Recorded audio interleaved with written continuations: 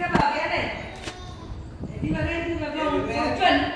Đứng lên. Đứng lên. Đứng lên. Bắt đầu. Không mẹ này quay cho mày. Quay lúc nào nó cùng nhìn mặt rồi. Đấy. Châm Anh ơi.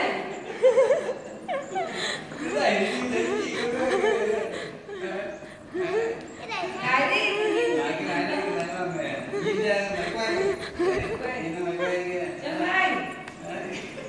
Châm Anh. Chị mà hám lại đôi cái gì kìa. Kìa chị đi Không kìa. sâu đâu con. Ra nghe. Tiêm đến đi.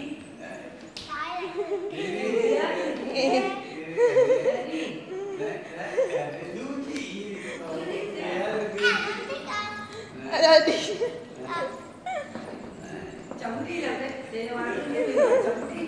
Mà cứ dậy ra bên đấy. Con mèo ra cái cười.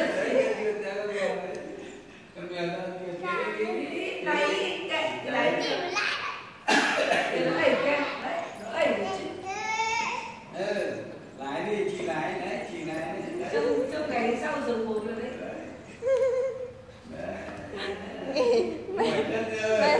Mỏi chân chưa? Đi. Đừng lùi cái đi tiến đừng lùi em vào chân.